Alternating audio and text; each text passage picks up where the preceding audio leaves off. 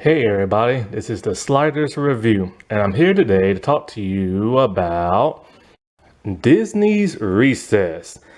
You know, every once in a generation, there comes that great IP that helps shapes like a nation, in my opinion, that fulfills, someone's enjoyment, that really shapes the playing field of how you look at things in forms of entertainment. And in my honest opinion, Recess fit the mold of something that fulfilled young people and even older people's satisfaction and everything. Disney's Recess came out in 1997. I was in high school at that time. And it would air on Saturday mornings on Disney's One Saturday Morning, which was their kids block at that time. And when you watch this show, when you first watched this show, you didn't know what you were going to get yourself into. And I don't really know how I stumbled upon this show, because normally back in those days, I was hooked on Fox Kids on Saturday mornings. Yeah, I would bop around from ABC to Fox and sometimes NBC back when I was really younger, because ABC used to have some really cool cartoons back in the day, like Beetlejuice and a lot of forgotten stuff that I talked about on this channel. But then Fox Kids was really the go-getter of like Saturday mornings until sometime in the 2000s when they changed to Fox Box and I lost interest. But I used to bop around from ABC to Fox and NBC for the live action teen stuff like Saved by the Bell, California Dreams. I would rarely go to CBS. Something about CBS just wasn't fulfilling. Like, it was like the old people's channel back then. When Ninja Turtles went to CBS, I checked that out. And then when Ghost Rider went to CBS, I checked that out for like one episode. But they butchered those great, they butchered Ninja Turtles. And they butchered like Ghost Rider and stuff. But like, yeah. Anyways, so like, I was surprised that I still don't know how, because when I got older in my teen years, I just stayed to like Fox and NBC. I wasn't really going to ABC, but something, I guess not having cable like made me just bounce around and stuff. But then I started getting cable around 1999 or 2000, 2001, something like that. Anyway, but I bopped around the ABC and I found one of the most glorious cartoons of all time, and that is Disney's Recess. And the thing about Disney's Recess, in my opinion, it was like a movement, man. Like, and the reason why it was a movement, the reason why it was satisfying, the reason why it was like fulfilling, like, every person's like, wildest dreams when it came to like escapism and television and cartoons, is that despite being a cartoon, it was real. This was the realest cartoon I had ever seen in my life. And still to this day, it is probably the realest cartoon you will ever watch. Yes, they do have to camp it up for like the kids and the humor and the unrealistic nature of it all. But even though it's slightly unrealistic, it is very realistic and everything. They didn't just make a cartoon, they crafted real, like, people's interaction to life in this cartoon. Like, you had very distinct characters with very distinct characteristics that you find in the real world. Like when you watch, and this has a lot of characters in this cartoon, like a lot. And when you go by each and every one of these characters, you've seen these characters before in your real life. You've seen them in your youth and sometimes in your adult life. But for the most part, you saw them in your youth. Because let's face it, recess in the real world, like us, you know what I'm talking about, when we was kids growing up in elementary, recess was the best part of the day, like, other than going home and then watching TV and play. But when you're at school, when you're at your prison, which is a school, you know what I'm saying, and you doing all that schoolwork and your teachers are getting on your nerves and the other students are getting on your nerves, it's that one point of time in the school day when you can just relax, have fun, and not really care about nothing. And recess was truly just like golden, you know what I'm saying? Like, I forget how long my school recess used to be, but it felt like an eternity. Like you go out there, you play, and it just felt like years would pass by because you were having so much fun. And just like I said with this show, when you see these characters in the show, you saw them in your real life. You know what I'm saying? You saw somebody hang upside down from like the monkey bars.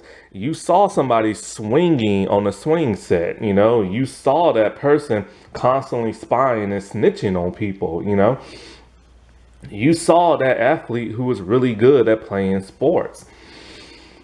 You know, you saw the nerdy kid, the geeky kid, the cool kid and everything. And you saw that person hustling every once in a while, you know? And that's what this show wanted to bring out. It wanted to bring out the real nature of like humanity and the real nature of what a kid experiences in elementary and stuff. And the kids of Third Street, you know, they're not just cartoon characters. They're not just living in the cartoon world. They're living in a society and everything. They have a community of their own. They even have a king. They have a guru kid. You know, they got somebody who, when you need something nobody else can get, you got a hustle kid and everything. You have that spy, you have like that gossip person, you have that kid that runs around tells you when there's like trouble and everything, you know.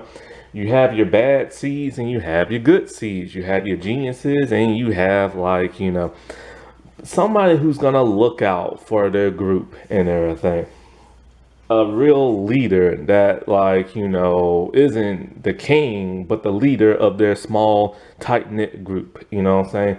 You got the tough kid and everything. And the thing that was so unique about this show is that it dealt with social issues and everything. I was not expecting that when watching this. I was just expecting turning this on, seeing a bunch of kids playing outside. Maybe they'll get into like an adventure or two, kind of like Rugrats or something. But no, it was nothing like that. They dealt with real life situations. They dealt with the like death. Now they had to be in the form of like an animal because this is a kid show, so they couldn't do like real life death. But nevertheless, you saw how it affected and hit them really hard. You know, they got to see like this, not really a monument, but it's like the jungle gym, like called Old Rusty. It was gonna get torn down and everything, and it's something they've all played on and had like really amazing experiences on. And when it was gonna get torn down by the city, they wasn't gonna allow that. They protested and everything. You know, they formed their circle holding hands and they will not be moved and everything, you know. Um, it deals with romance. Like, what does the first kiss feel like? You know what I'm saying? It deals with like somebody being inspired to where somebody thinks they're having a nervous breakdown, but they're not. They're creating a work of art and they're stuck in the zone and their creativity and stuff. It deals with the whole like who's your best friend type thing. Oh, but when you're in a group of people, who is the number one best friend? And then they fight about it. They have their arguments, their separations. They deal with embarrassment. Like, you know, you're this tough girl and everything, and now you're forced to be doing this girly activity and you don't want people to see you. Like, how do you face your peers when they see you in a different light? You know, when you built this tough exterior and everything, what happens when a perfect kid comes to school and is outshining everybody who doesn't have friends? What happens when, because the thing about these kids, their tropes that they're assigned to, they're not just tropes, they're not just hobbies, it is their way of life. When you see the upside down girl, like hanging upside down, that is literally who she is by definition, and you rarely see her stand upside right, or whatever you call it, and walking around. When she is at one point, like, you know, standing up, her pigtails are literally sticking straight up into the air. They have now become an extension of like her daily routine and everything. The diggers, they dig. Like, that's literally all they do. And you have Randall, who's a snitch. He has to be a snitch in life because he's not accepted by his peers. And of course, snitching helps him bond with one of the teachers, or well, maybe he's not a teacher, she's part of the faculty and everything, and that gives him his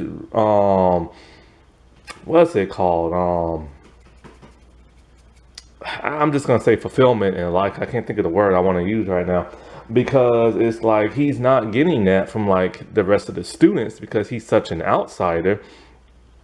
And so if he can get that happiness and joy of snitching on people, ratting people out, which kind of he doesn't really want to do, but he does it only because it's the only thing that gets him noticed and everything, he'll do it. You know what I'm saying?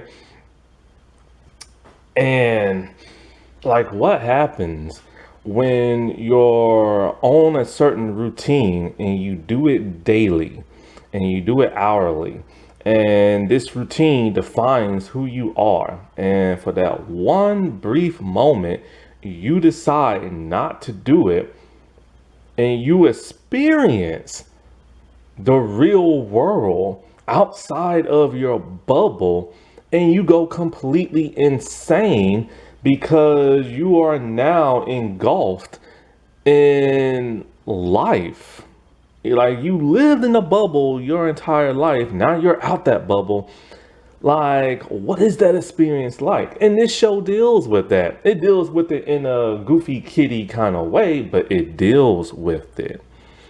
You know, it deals with the new kid being in school afraid they're never going to make friends because they're constantly moving, but then they make some of the best friends of that person's life, and friends that will literally be friends with that person for life and everything. You know, this is what this show deals with, and it's what we deal with in our everyday lives, and it's what we dealt with when we was younger, when we started growing up, and as adults, and still dealing with today and everything.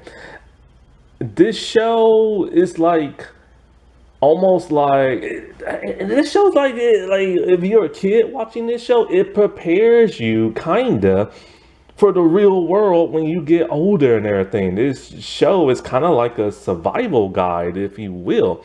I guess kind of in the way that Nickelodeon show Ned Disclassified, I'm assuming, because I've never watched the show, but I'm assuming from what I briefly heard on their podcast and stuff, it was a show that teaches you how to like deal with certain situations. And in a nutshell, this is what this show is and everything. It's supposed to help kids understand, hey, you know, even though this is a kid show and you think this is all for laughs and everything, this is kind of the real world, and this is kind of what you're going to deal with and everything. You're going to deal with rejection. You're going to deal with that nagging question of what I'm going to be when I grow up, if I'm going to be anything at all. And this show deals with that. You know, this show has AKA messaging in it. I tell you this right here, right now. And it's so funny how like this always comes up.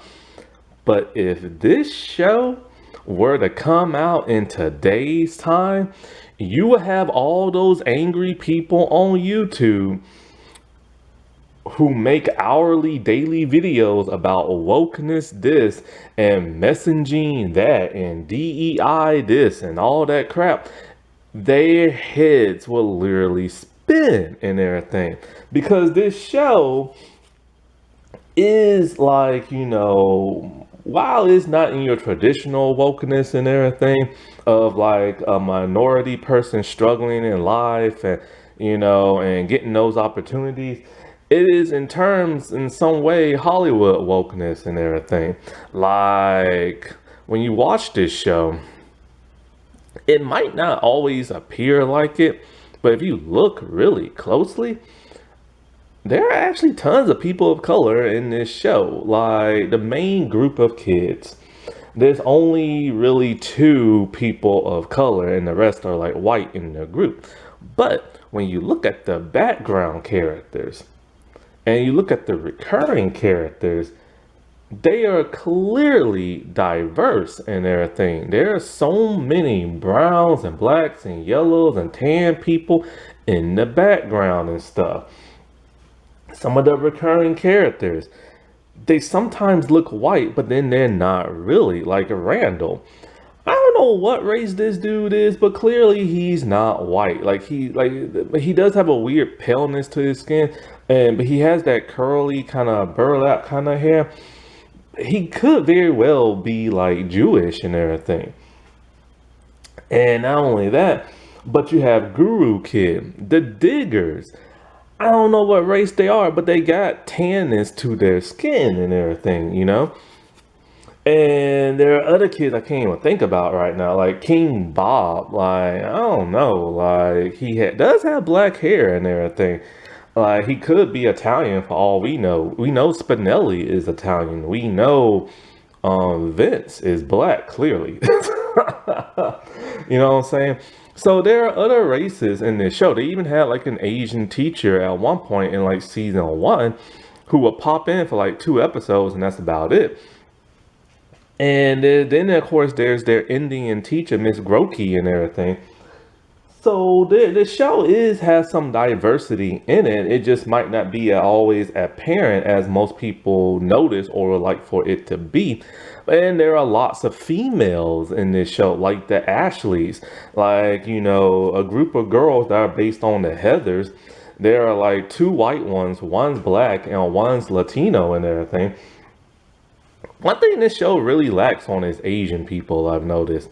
And but yeah, there are like a lot of diverse like characters, like Mr. Prickly. He looks like he might have like he kind of looks a little bit like I don't know, like he might have like German in him or something.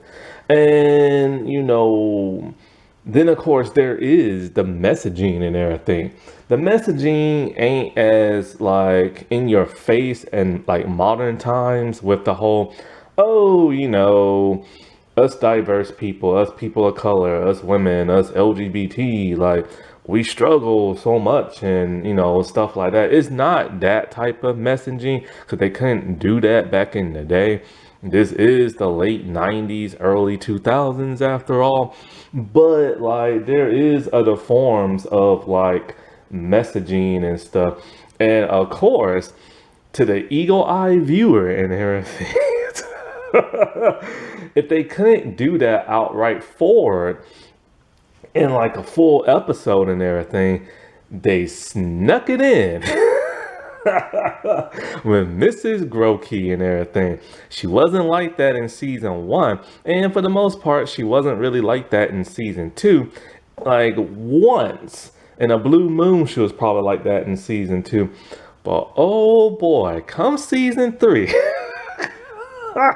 nearly every single time you meet her, she snuck in the messaging of like, the evil like corporations, the evil CEOs, the evil like white man, and the evil white ancestor European ones that came to this country and stuff.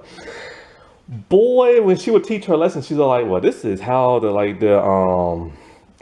like white Europeans came and like stole this land and like pillaged it and stuff like that. Like she will literally say stuff like that. And it would just be, and it's like the most random thing, and it's just like nobody reacted to it and stuff. And it's very much how modern day messaging is and stuff, where somebody will say something about like, oh, they're diverse and they're struggling and the evil white man, and they kind of like pause. And everybody just kind of like doesn't react to it, and then they just go about their business and stuff. That's what she used to do and everything. And so, yes, the show had messaging. And if somebody were to watch it today, they would call it woke and everything. And what's so funny is the people who scream woke every day, the people who make those daily videos, the hourly videos, they do it for the YouTube money. They do it to make like white people hate like diverse people and stuff. They really stepped it up this Halloween by dressing very offensively and drag and blackface and like other stuff that's just despicable and everything. A lot of them had to have watched this show back in the day, and they probably loved this cartoon and everything.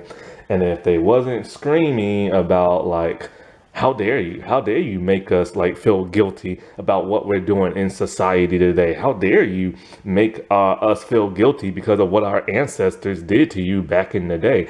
If they wasn't complaining back then, why in the world are they complaining now? Because it's literally the exact same thing. It's just the cartoon was sneaky enough to like sneak it in, and they was clever by doing that and stuff. However, the show does fall on stereotypical tropes and everything. Sadly, this show does do the whole like, oh, this dude's black, like the main character, Vince. Like, he's good at all sports, and I mean all sports, because he's naturally gifted in quotation marks and everything, meaning like, he inherited a lot of good traits from his slave ancestors of working hard and having to run from their slave masters and everything. That's why he's so fast when he runs, and he can hit a ball really hard and all this other crap. And, that's like a stereotypical trope. Other ones include like, oh, the white geek who's like really intelligent and she can build anything, or the white nerd who's like scared of everything, or like the overweight kid who loves to eat and everything. And of course, you have the white savior in the form of TJ and everything. He's the cool kid, he's the leader of the group, he's solving everybody's problems, and he gets people in trouble every once in a while. Then, of course, you have Randall, who snitches on people, spies on them, and rats them out. And he has slightly Jewish like features in his appearance, slightly. 'Cause the boy does have that.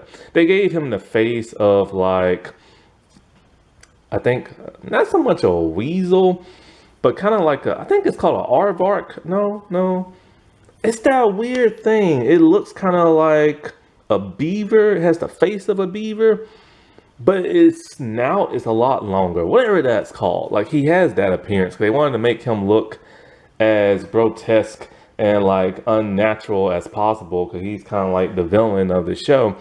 But when you look at his skin complexion and you look at his hair, he does have Jewish features, and you know how much people like hate on Jewish people and stuff.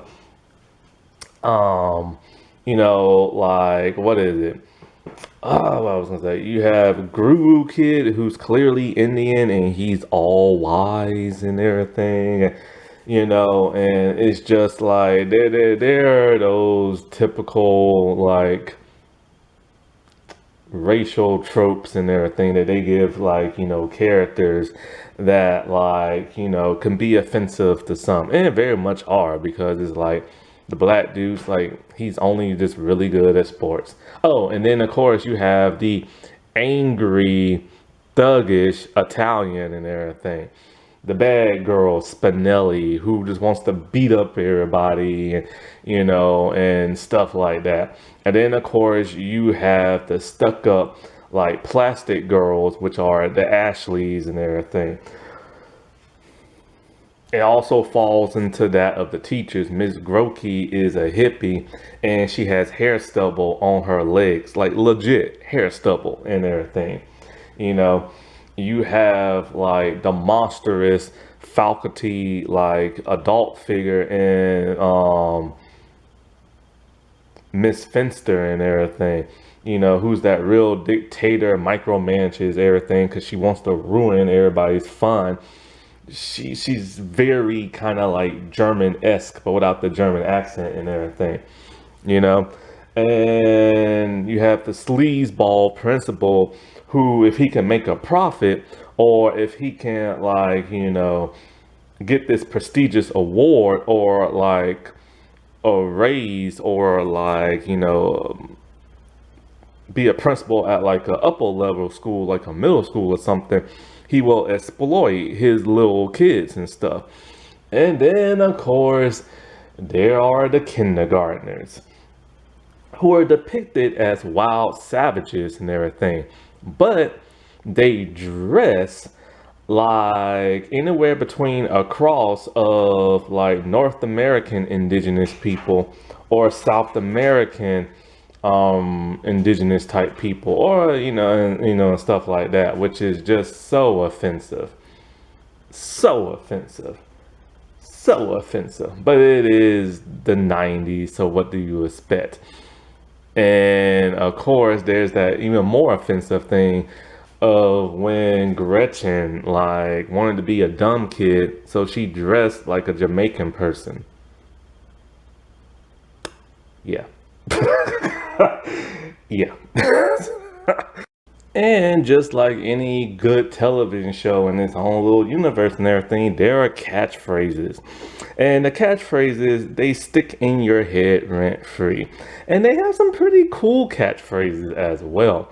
The Ashleys, they have scandalous. And I just love when they say that, man. There's like YouTube videos of like combinations of like them just saying scandalous over and over and over again.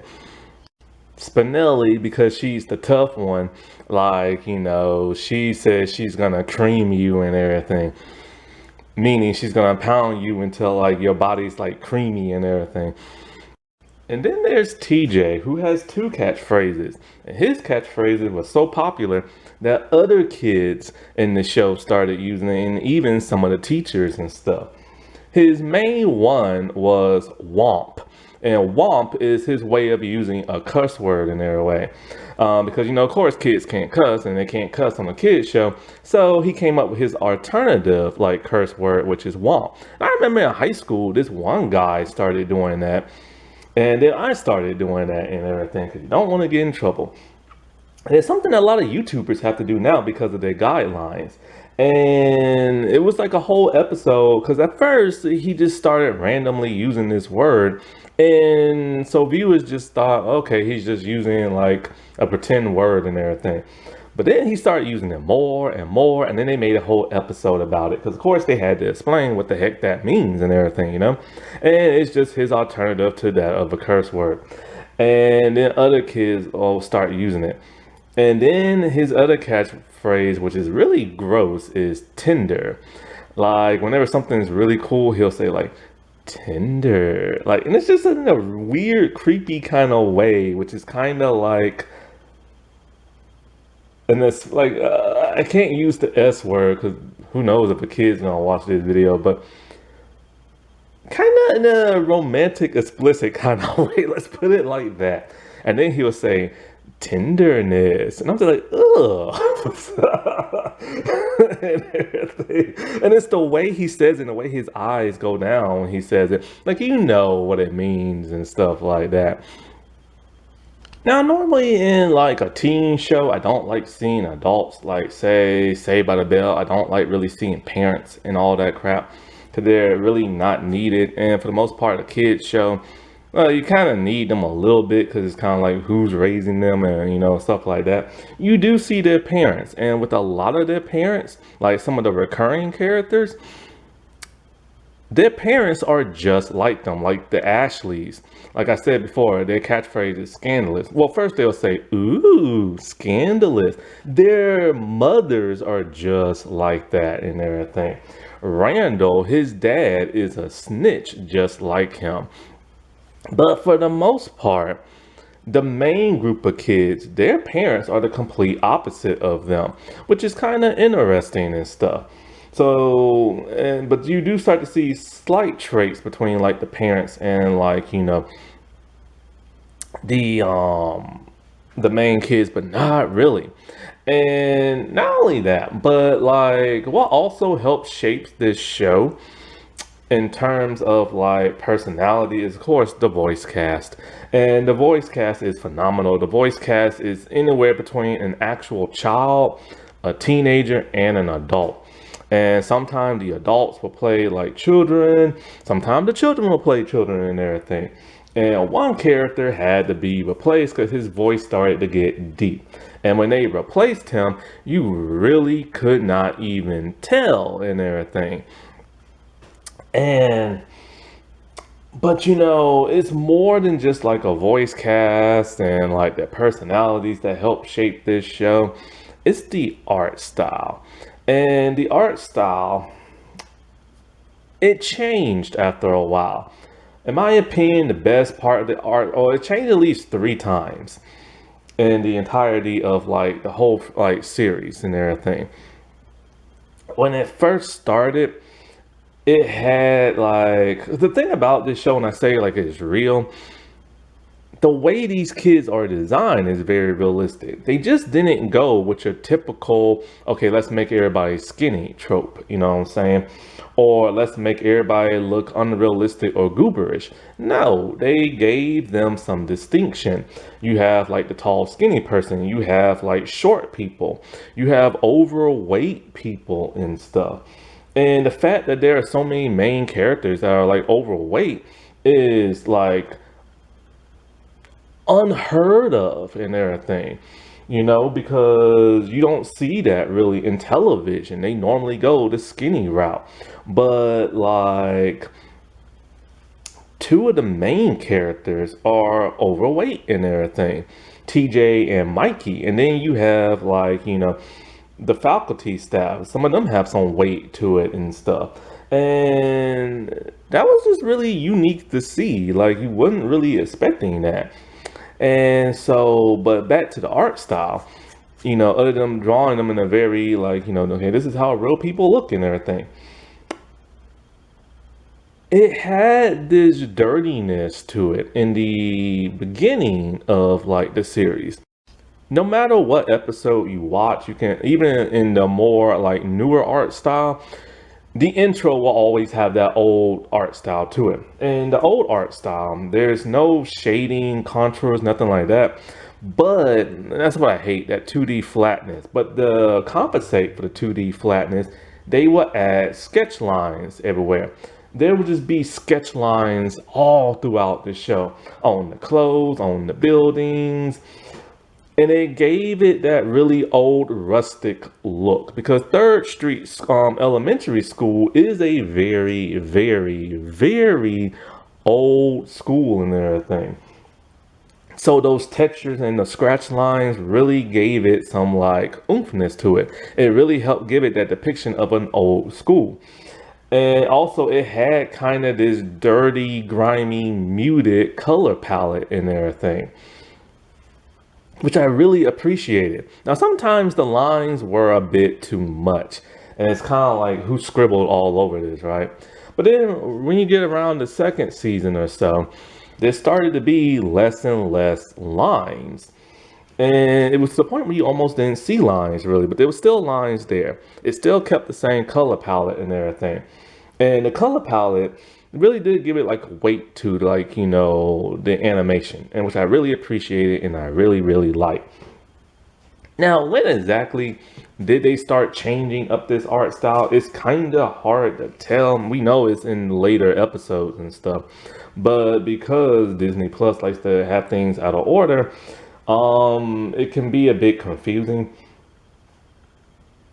But I do know around like the second season or so, they started to clean things up. Now, of course, because it's on Disney Plus, they're gonna try to improve on the older animation by redoing it for like an HD like quality and stuff.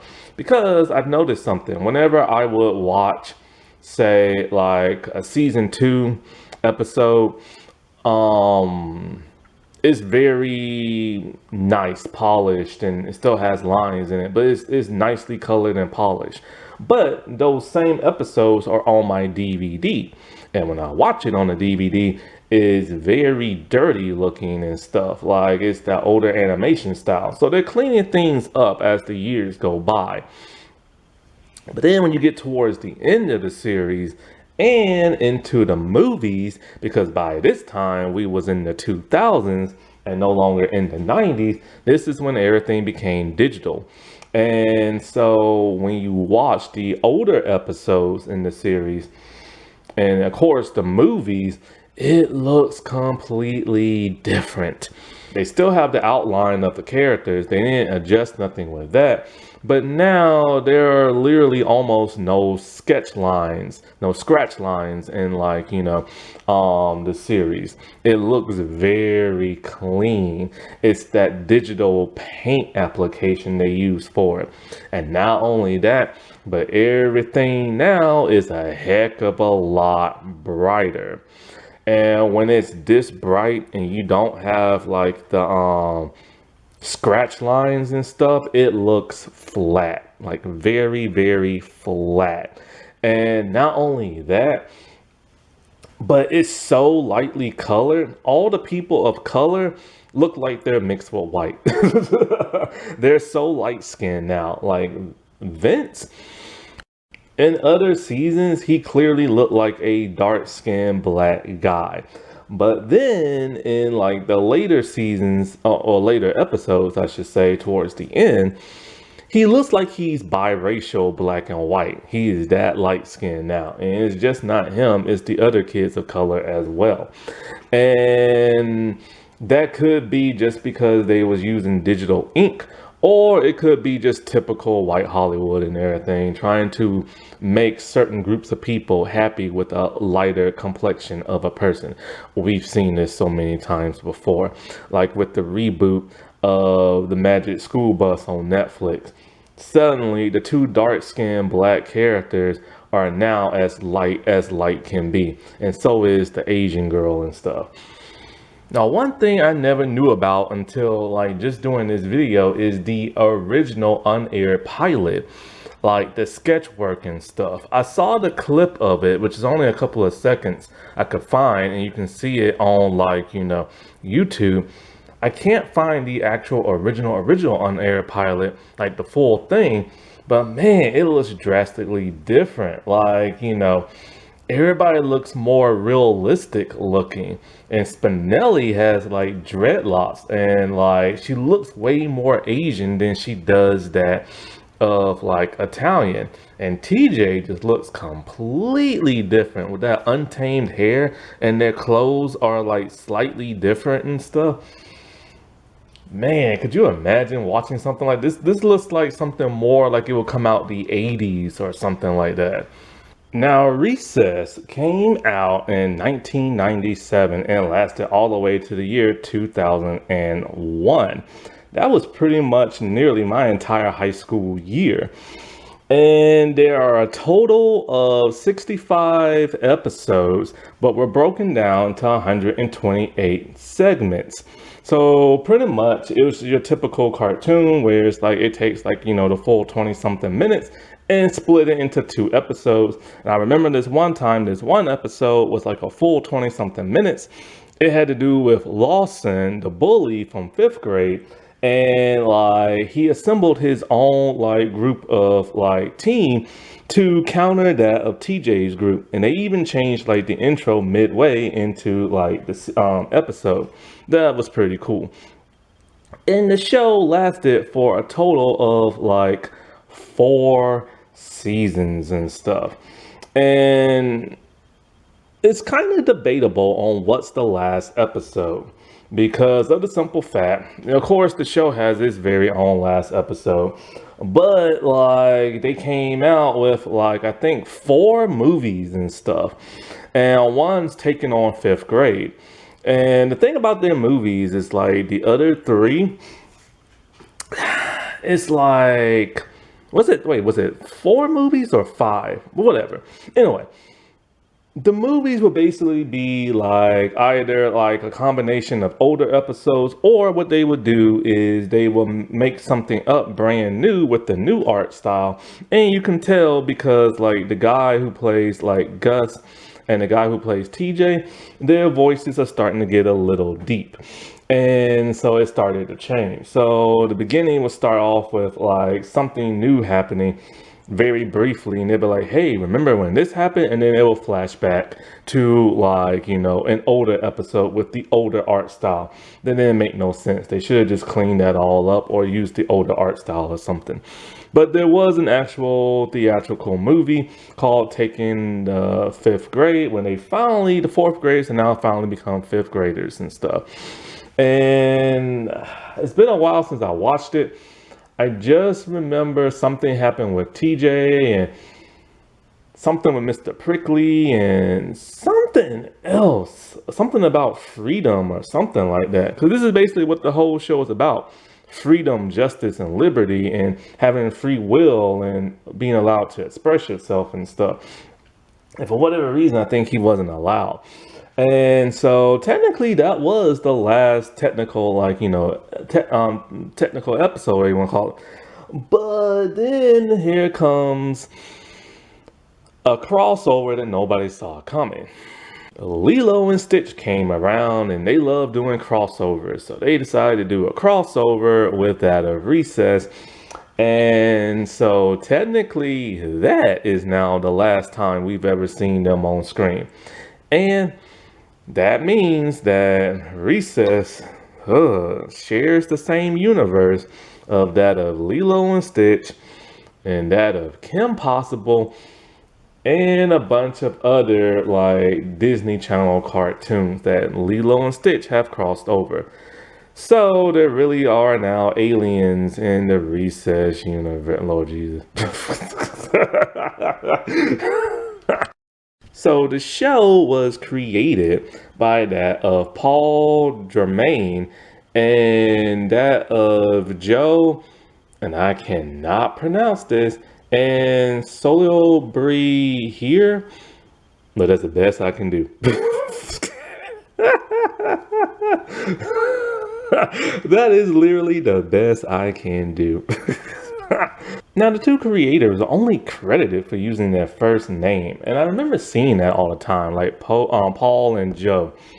And I just remember thinking, why isn't their last names on there? Well, apparently they said that they didn't want to overshadow the Walt Disney name or something like that. Whatever, it's interesting, but you want to know the last name of the person who like created the show. You know what I'm saying? Now, one thing I wanted to point out was that nearly every episode, or at least the first segment, was directed by Chuck Sheets. And I remember always seeing that dude's name like over and over and over and over and over and over again for like all 4 seasons and stuff. And yeah, there were like, 4 movies, one theatrical, and one of them was like a special and stuff. Now, the show, like I said before, it aired on like Disney, ABC, like one Saturday morning. But the reruns will be shown on Disney Channel, Toon Disney, maybe Disney XD. I'm not sure about that one. But UPN as well, which is odd because UPN was not affiliated with ABC. But hey, whatever. You know what I'm saying? So I'm gonna get into character bios, and some of them will be very quick because there's a lot of recurring characters. And one interesting thing about this show is that sometimes, like some of these recurring characters, some will show up more than others. they would have their own individual episode, which was great because you can't just always revolve around the main cast.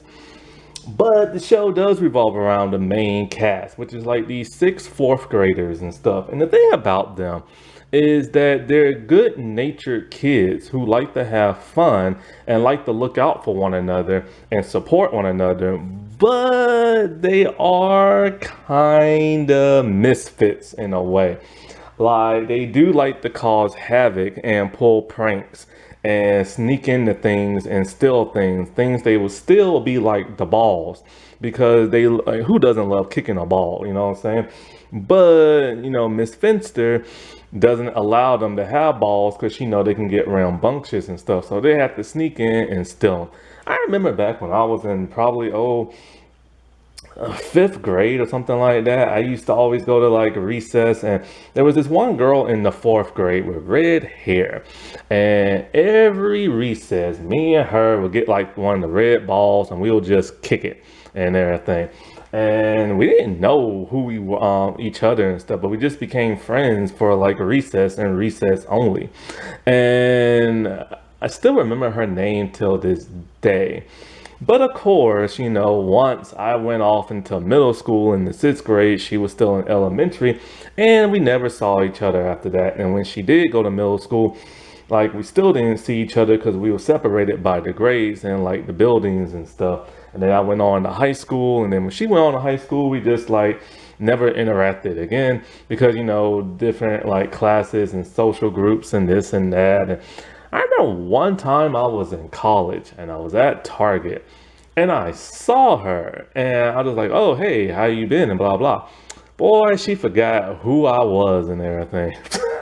And she was also missing a tooth by then. I don't know what happened. But anyway, but yeah, it deals with these six kids who are generally some of the best kids you will ever want to meet. But yeah, they do have some roguish type ways and everything. And the thing about them is that the school is structured like in a community, like I said before, a governed community where you have like a king and you have all these different groups and all these different kids. And of course, you have the not political figure, but the parental figures and everything. The faculty and the teachers, and they are the ones oppressing, like, the students. Not all, but some. Like, there are at least two authority figures who will oppress, like, all the students when they be just like at recess and stuff. And the group of six will not stand for that. They're all about freedom and everything, the pursuit of like happiness and being to be able to express yourself and do what you want because it's their time to shine because it's recess. And they feel like they shouldn't have that many rules by a parental figure when there's already rules set out by like King Bob and the rules of the playground and stuff like that. So they constantly clash in every episode and stuff. And it's normally these six who are always trying to uphold that like freedom of like a kid's recess and stuff. But even though the group of six do clash with the authority figures, sometimes they do understand where those authority figures are coming from. When they actually get to know them and everything and why they are the way they are. And not only that, but it's shocking and surprising to find out that in those authority figures' youth, they were just like the kids they be trying to like, discipline. And the reason why those authority figures are so strict the way they are is because they know how they were when they was kids and how bad they were as kids. And if they could turn their lives around, they want them to do the same thing because they don't want them to end up like bad seeds when they become older and stuff. And there are even times they have to literally partner with one another. So it's a nice little understanding of knowing your enemy. And it's a great lesson of showing that even though you look different and you act different, we all walk the same paths of life and everything. And that's what's so great about this cartoon. Like I said before, this cartoon is legit real and stuff. Upside Down Girl. Upside Down Girl is just that. She hangs upside down and she has two blonde pigtails. She has no solo episodes. She barely speaks to anybody, but when she is forced to stand up and talk, she's very rude because she doesn't like to be disturbed when she's upside down. Swinger girl. Swinger girl likes to swing on the swing set. She wears an old-fashioned aviator like outfit with goggles and jacket, and she has curly poofy red hair and a big gap between her teeth. She only has one solo episode, but she doesn't really do or say much because she's missing from it. Basically, what it is she's trying to swing as high as she can to get to the very top of the swing and go over it. And when she does, like, we see a flash of light. The very next day, the kids are all like, where is she? They don't know where she's at. They assume she has ascended, like either went into the sky or outer space or something like that. So towards the end, we find out what happened to her. After she reached the top, she just went home. And so she does speak every like once in a blue moon. There are times where she does have an attitude, and there are times when she's just a really nice person. The Pale Kids. The Pale Kids are a group of young kids from different ages, and basically they don't like going outside for recess, which is why they're so pale. They're also super nerdy and geeky, and they're all in love with Gretchen because she's like the smartest girl in the school. Now, their leader, he played Mandark on Dexter's Laboratory. And he used to be a popular, cool kid and an older kid until he hurt himself and had to go, like, stay inside. And that's where he just kind of stayed. They have their own made up language, and they have all this high tech surveillance stuff where they can, like, do things whenever TJ needs help. Because TJ got hurt one day and he had to go with the Pale Kids, and he did not want to be there. But he ended up like, bonding with them because they end up playing like games and stuff like that. And like they're really savvy on the internet. They don't have equipment to do things for him. I think they have like just internet access where they can make things happen. And so it turns out Lawson used to be best friends with like the leader guy. And he ended up making Lawson stop messing with the group of six for at least that episode and stuff. I assumed they were just going to be a one and done thing, but they ended up becoming recurring for at least 2 or 3 more episodes and stuff. But basically whenever TJ needed something, because they was really good friends with him. After that, they just completely disappeared and you never saw them again. I forget what this one 5th grader name is, but I think it's Willie or something like that. He basically has a baby tooth and it sticks completely out. And he's a really nice guy who's actually nice to like the group of 6. But in one episode, something happened between him and Spinelli where people assumed they were like in love with each other and stuff. So he started being crummy towards them. And I think she dared him to like a game of kickball or something like that, where she ended up like embarrassing him or something.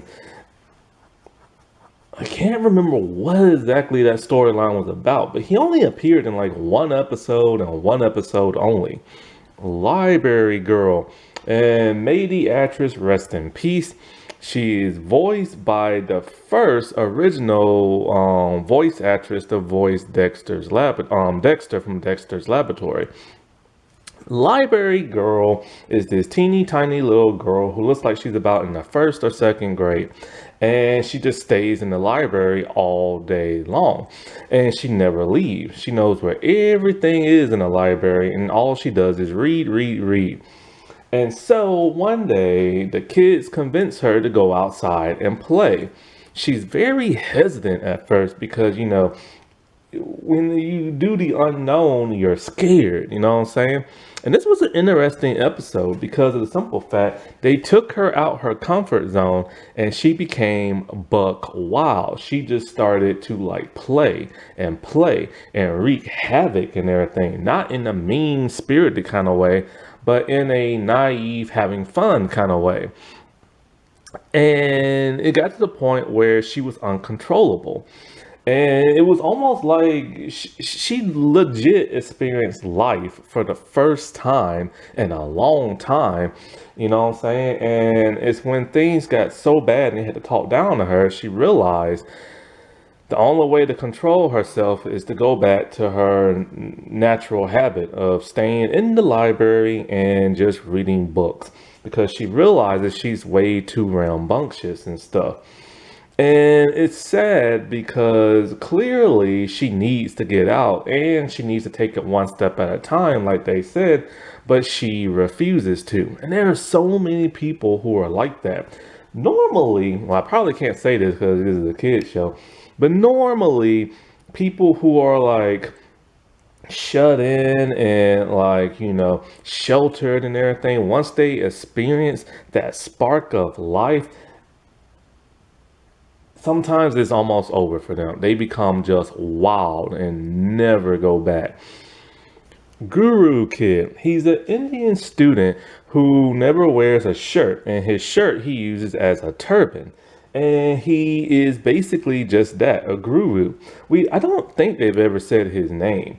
And so he's very wise and always giving advice, and he's always meditating. He never really truly has a solo episode except for one episode towards the end, and he's really not even in that episode. So just like just like Swinger Girl and everything, basically what happened was he put Spinelli in his place while he went to go use the restroom.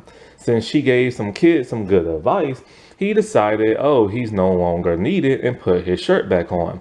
After that, he just started playing and started to have fun. Problem is, Spinelli was giving bad advice. She was advising people to act just like her. If you have a problem with somebody, beat somebody up. And that's what all the kids started doing.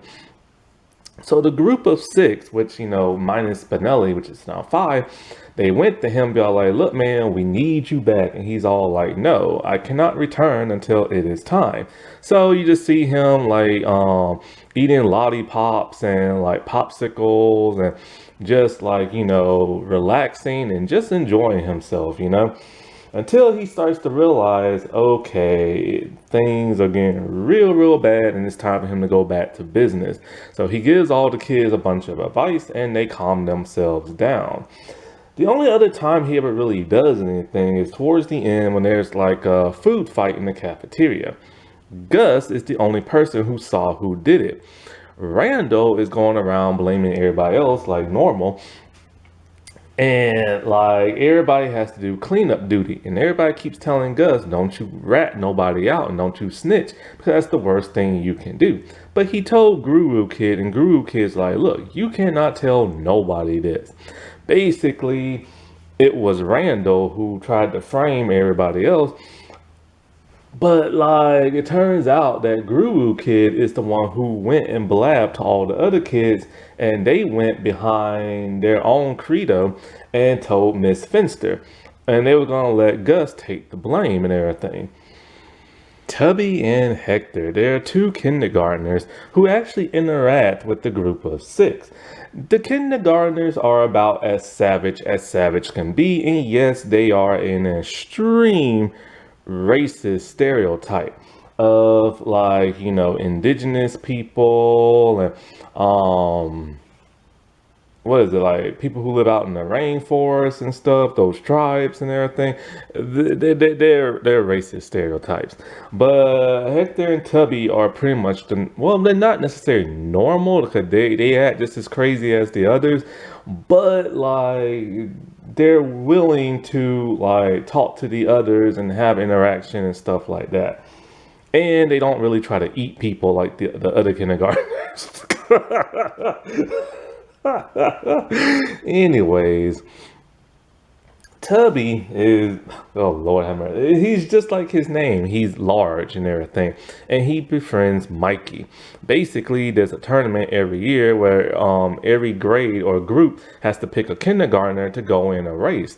Mikey doesn't want him to do that because Mikey got made fun of because of his weight and everything and how bad he was at the tournament. But Tubby is determined to win this and prove everybody that he can be big and still do things like everybody else. That is, what's that called? Is that messaging and everything? You know, being happy with who you are and like, you know, body empowerment and stuff like that. Gee, I wonder what the toxic people would have said back then, you know. But like I said before, this show had messaging, and so he did the obstacle course, and he ended up winning and stuff. Him and Mikey became best buds ever since. Hector, he idolizes that Gus. He calls him safety man because Gus did something, I forget what.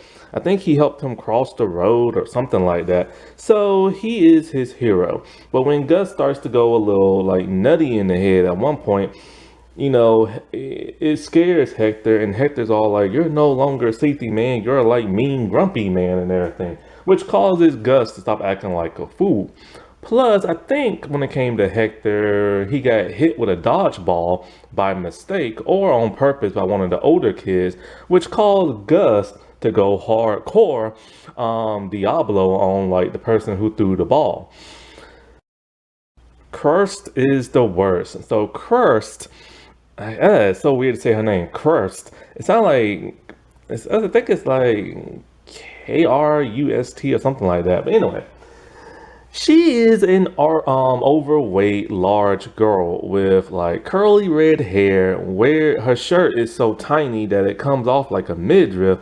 Her shorts are way too short because like her belly is exposed. Her shorts are really short. She wears clothes that are way too short for some reason. And it's like she's always having food on like her shirt. Originally in the show, she started off as a bully, but in her only solo episode, she befriended Mikey, and we just constantly see her eat, and eat his food. Basically, she had him order some ice cream and stuff, but then she ate his. After being pissed, she decided she felt bad and tried to make it up to him. At some point in time, she brought some food for him to eat, but it turned out it was stolen, but she didn't steal it. Her group of friends, who are like the bad kids, they ended up stealing it.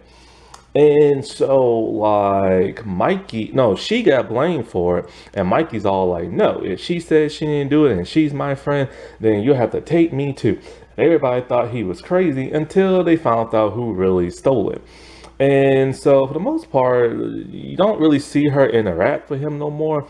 But, like, you know, she is still technically a school bully who will push down kids like Gus and stuff like that. And at one point in time, she joined Lawson's gang when they tried to take over and be the new group of six. She's a person who could really care less about anything and just wants to eat and pick on kids all the time.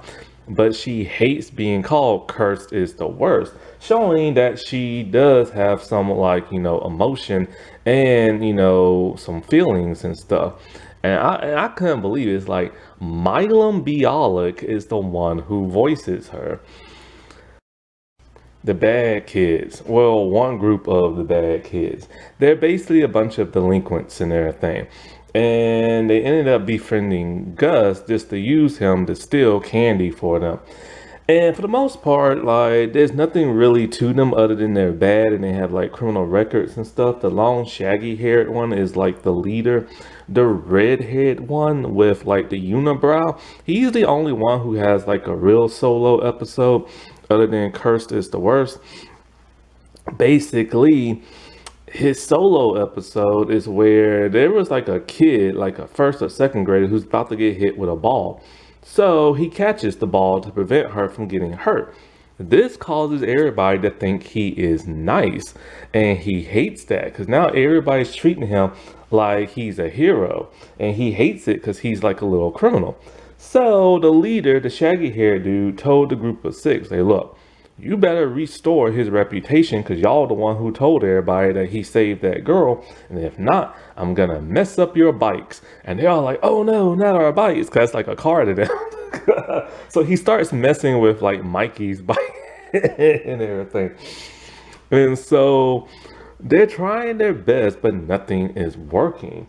And so after a while, he realizes he likes being nice and is gonna continue doing it. But he doesn't really, because he still joins the bad kids and like does like, you know, bad stuff. Lawson. Oh my God. I can't believe the mileage that came from Lawson and everything. His real name is Erwin Lawson, but they just call him Lawson. And he's a fifth grader and an extreme bully. He hates the group of six, especially that of Vince and TJ. Originally, he started off hating TJ, but then later on, it just had him hate on Vince. Basically, those two are always competing in sports, and Lawson always ends up losing. He hates losing to the group of six so much that he decides he's going to create his own group of like Kirst, Randall, Manuel, and some other people. I don't even know who really they are. And they start like, you know, rescuing like the kids at 3rd Street and everything, to the point where TJ's group is unable to save anybody or like help anybody out. And like it made me realize that TJ's group are actually a bunch of like heroes in a sense. But Lawson hates the group of six and he torments them every time he can. When they built their own fort, like him and his friends took it over and started pelting them with like water balloons.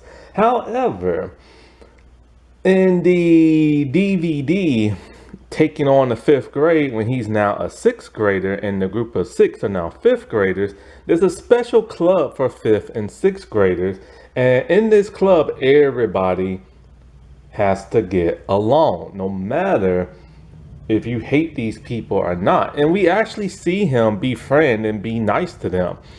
But when some of the group members don't want to be a part of that, you know, he turns on them and stuff. But like, it's weird that he put bygones besides him. What's that phrase called? Let bygones be bygones and everything, just because those are the rules. You know what I'm saying? And like, when I say he hates them, like he always calls Vince was stupid. Now, what's interesting is that he is voiced by that of what's his name? Eric Von Ditten, and he's best known for being in the live action show So Weird, which is a Disney Channel show. And he left So Weird early on in the 2nd season to, or maybe it was the first, I can't remember, to, I think he left in like the 1st season at some point in time, because he had his own like television show on ABC that did not last that long. Once that got canceled, he came back to So Weird and then also joined that of like, you know, Recess and stuff. Gilman is just an overweight bully who I'm not really sure what grade level he's in. He's probably in 5th or something like that. And he normally picks on like Gus. And so those two have to stay behind for a school field trip when their parents didn't get to sign their permission slips. I think it's only through this we learn that he acts like he doesn't care, but he does actually care. And like, he's just a school bully. There's Singer Kid who basically just sings. Like whenever he talks, he sings like he's in the musical and stuff. And he's always looking very dapper, always dressed up. But his real name is actually Brandon. The Diggers, Digger Sam and Digger Dave. I have no idea which is which, but basically they're just two kids who's always digging these ginormous holes in like the ground, and that's all they ever do. And after they dig the hole up, which is a big size hole, they later fill it up, find a new spot to dig and dig that. So they only have one solo episode and one solo episode only, where one of them likes to micromanage and boss everybody around, while the other one is just constantly always wanting to dig and panics and needs somebody to boss them around. They have an argument, they split up. One of them continues to dig while the other one decides to dress up and like be kind of like a cool kid, kind of dressed like in the 1970s, but also bosses like everybody around school, telling them what to do and how to do it. He feels like everyone is reliant on him and that nobody can do anything unless he tells them how to do it. This annoys everybody, and the group of six have to get these two back together. The craziest thing of all is that they look like identical twins.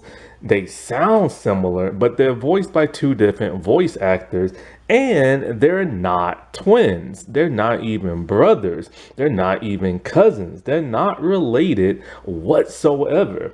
I don't know why it was made to make them look like twins, but only to not have them related. One wears like a scarf around his neck and the other one wears like a face mask. Or maybe one of them wears goggles. But I know one of them has a face mask around his neck. Hustler Kid is one of my favorites, man. This dude will hustle no matter what. He's always selling something, and he always has it in like his the inside of his coat. Similar to how a hustler will be like in like a movie or something like that, or a television show. And so he's a really nice guy. And no matter what the opportunity is, he's just like hustling and stuff. And I think his real name is like Francis. And for the most part, he just pops in and out of every episode, like hustling. But then he actually has a solo episode where I believe he teaches either TJ or Gus how to hustle, and they become way too good at it and put him out of business. Phil. Phil is a very minor character who is a Boy Scout of the Woodchucks. And not much was known about him at first. He would kind of just pop in and pop out. And so when like we first really get some real dialogue by him, we find out he is a liar, even though he is a Boy Scout, when he lied about finishing that of Gretchen's equation on the board. The only solo episode we get of him is towards the end, when Gus needed help getting down, and he rescued Gus, and then he told him these huge elaborate stories about how he rescues peoples and cats around the town. This inspires that of like Gus and Mikey to want to be Boy Scouts, but he doesn't want them to join for some reason. This started to make me think maybe he's not a real Boy Scout. So he put them through a series of tests which they are able to fail. This pisses off Gretchen so much that she writes an angry email to that of the Woodchuck Council and everything. And when one of their commanding officers, like counselors, like, you know, comes to evaluate the situation, we find out that Phil really is a Boy Scout, but he refuses to let anybody join his group because he wants to be the only one, because it makes him feel special. And if more people come in and outdo him, then he's not gonna feel special no more. King Bob. King Bob is cool. He's kind of in between. He's both good and slightly bad at the same time, but for the most part, he has a good conscience to him. But he's in between. He is the ruler of the entire playground. He wears a cape, he wears that of a crown, and he has a unibrow. And he talks in a very royal manner. He is a sixth grader. And so basically every year, one sixth grader is appointed to that of the king. So far, there's never been any queens. And they have all types of rules and decrees they must follow. And the children have to follow what the king says no matter what. And I've often wondered, how do the adults treat King Bob? Like, because they're the authority figure, like what happens? And so this was never shown until later on in the series, when Miss Finster put him in the timeout box, and he just went and everything. She wasn't afraid of him or nothing like all the other kids. So it does show that like he will obey that an authority figure and everything. And I love the way he talks. It's very regal, it's very royal and everything. And like he will follow the rules of the old kings no matter how stupid they might be. One of these rules we found out is when he was doing something else and he had his assistants, because he had guards and like assistants and everything like that. He had them take over the playground for like a day or so. And they brought back all these old-fashioned rules from this older king that was poor and would make up games and with whatever they had. Like you had to kick a bucket or kick a rock because you didn't have a ball and everything. And so like at one point in time he put Gus in charge of the kingdom, and this is when we first found out that Gus has a little bit of a tyrant in him. Now, there is like a yearly prank and everything, and whoever can prank the king gets to be the new like royal prankster or something like that. The last one was that of King Bob. And so when TJ is pulling pranks left and right, he, what is it? Like he is able to get King Bob. And so he seems like he's happy about this, but then we find out in a follow-up episode, a couple of episodes later, he hates this because he feels less of a person. And so he spends the entire episode trying to prank that of like TJ until TJ just simply let him prank him so that King Bob can like give up and everything. He tends to call TJ his little monkey boy and everything. And so it's really cool to see King Bob act like a kid every once in a while. Like when it was Randall's birthday party, he was in the bouncing house all by himself, just bouncing around like a kid. And it was just cool to see him do that because for the most part, even though he's a sixth grader, he acts very much like an adult. Now, in one episode, he had this ego boost of wanting to be a pharaoh. And so Gretchen convinced him that you're going to need like, a pyramid and everything in your honor. So he, with the help of Gretchen, they literally enslave all the kids to build him like a pyramid and everything until he realizes that they're been treated unfairly and all this other crap. In the movie School Out, he graduates to that of the 7th grade. It's weird. When I was in elementary, it was kindergarten through 5th grade, middle school was 6 through 8, and high school was 9 through 12. But in some like parts of America, it is different. And so he has to leave to go to middle school, but he appoints a kid named Freddie to be the new king. Freddie is completely the opposite of that of King Bob. He doesn't talk regal, and and whenever he dishes out punishment, it's always the most severe punishment like there is until people's all like, hey, that's a little harsh and everything. So he's like, oh, okay. So then he gives them a lighter sentence. King Bob returns, and which was it? I think it was taking on 5th grade when TJ and the group had to like contact him and be all like, look, King Freddy's going like way out of control, especially with the 5th and 6th grader club. And so he comes back to talk some sense into that of Freddy. The Tylers are like 1st or 2nd graders that are the brothers of the Ashleys, and they all have the same name, similar to that of the Ashleys. They're very prepperish in everything. They act like they're like these stuck-up little boys. But they get recruited by that of Randall when Randall is off his snitching game and Miss Finster is not happy. So he has the Tylers spy on everybody in school so they can go into the timeout box.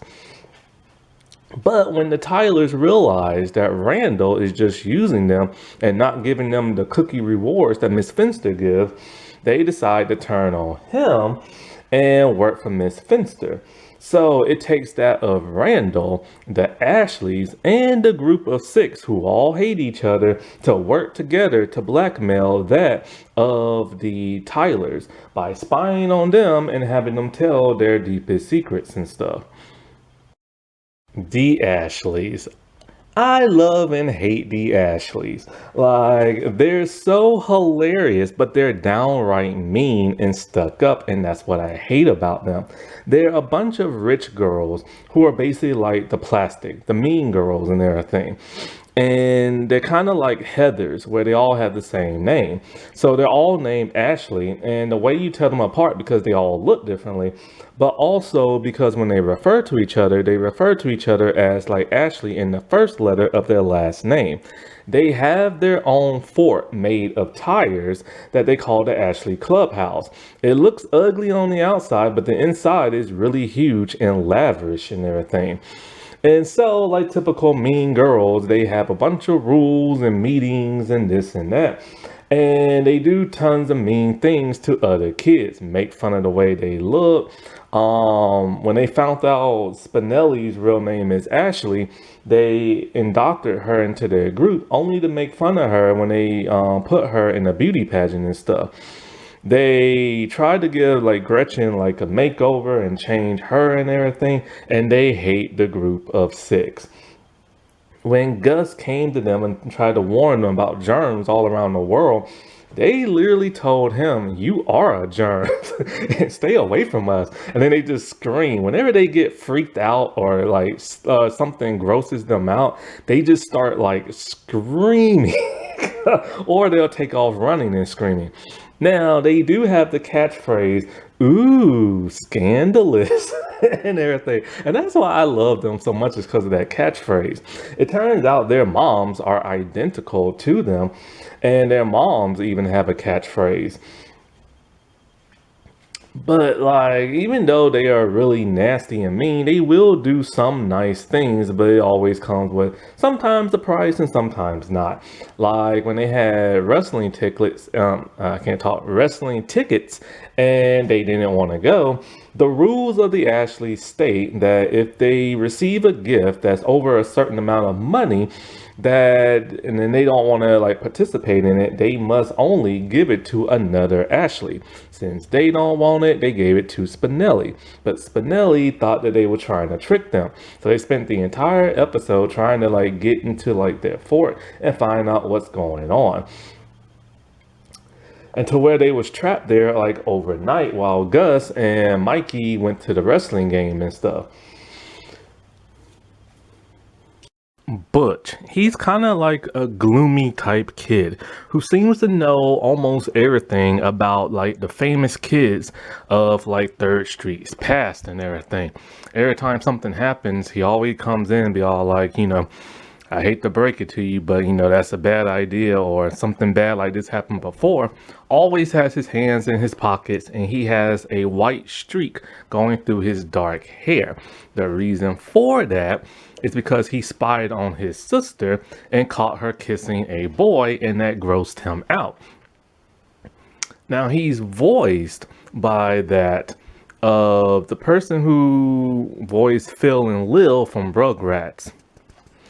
Now, whether or not his stories are true, nobody really truly knows. Menlo is a really interesting kid. He dresses in like business attire with like a tie and a dress shirt and pants. He has 2 buck teeth with a gap and wears glasses. And he works in the front office with the rest of the adults. And he's all about being punctual, being on time, having assignments, organizing stuff. Being punctual and organized is like his main thing. He's kind of like Bob. He's in between. He's not necessarily always good, but he's not not necessarily bad. He will do bad things, but like only when he is persuaded by like say somebody else. And he does join Lawson's like group of 6 when trying to take down the other group of 6. But for the most part, he's a pretty nice kid, but he's like in between of a little shady and everything. It turns out he used to be a wild child and he used to be very similar to TJ. But Mr. Prickly and Miss Finster, they had a plan. They gave Menlo a little power, and this turned his life around to where he is the person you see now. And they try to do the same thing to TJ. But he does make mistakes, even though he is pretty much perfect and everything. Like when it came to the ballers, getting rid of the old balls and bringing in the new ones and stuff. Like he forgot to fill out the order for the new balls, so they took away the old balls, and he kept blaming it on like everybody else. Corn Chip Girl is my all-time favorite recurring character. She's a little first grader whose real name is Teresa or Tessa. And they call her Corn Chip Girl because that's what she eats, corn chips, and sometimes she carries around a little bag. She is the sweetest, most adorable like character in the entire show with a heart of gold. Until the Spinelli Guru episode when she was getting picked on by somebody else and Spinelli taught her how to fight somebody. This is really the only time we've seen her be angry and aggressive because somebody else, Spinelli taught the beat up on Corn Chip Girl. She's all like, you taught me these moves to beat up on this person and you taught her identical moves to beat up on me. Now I'm gonna beat up on you, Spinelli. And that's like the only time we've ever seen her angry. Well, other than the Halloween special where Butch told a bunch of like fake Halloween stories, and Corn Chip Girl was that of a werewolf. And so the interesting thing about Corn Chip Girl, she's kind of the unofficial seventh member of the group because she's always inserting herself with the group and hanging out with them, and even going as far, I think in one episode when she first appeared. See, when she first appeared, I think it was in a Rando solo episode where he was telling a bunch of jokes.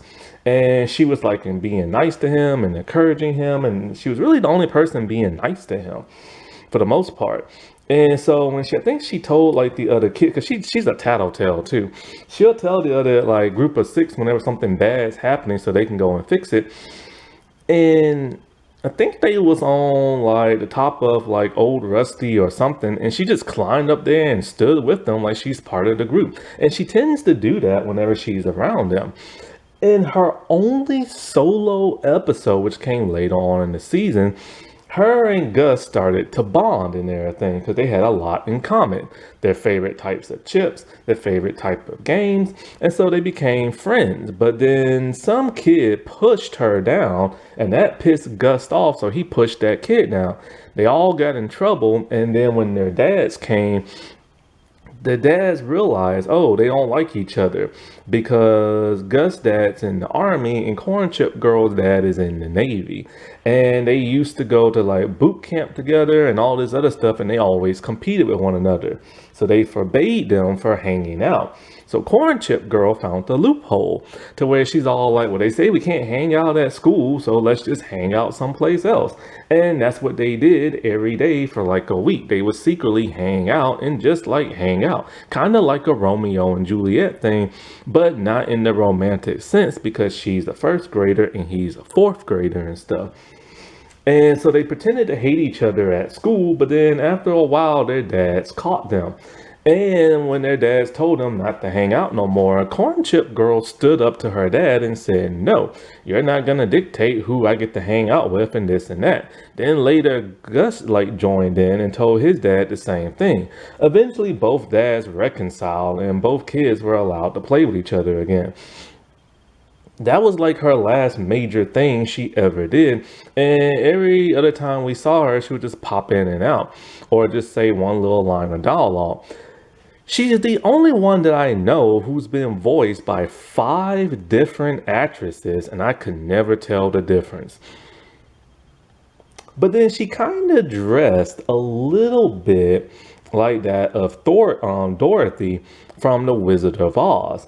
Okay, I'm gonna cap it off right here because this video is getting too long, and the second part will come out at some later time. Alrighty, well, I'll talk to y'all later. Bye.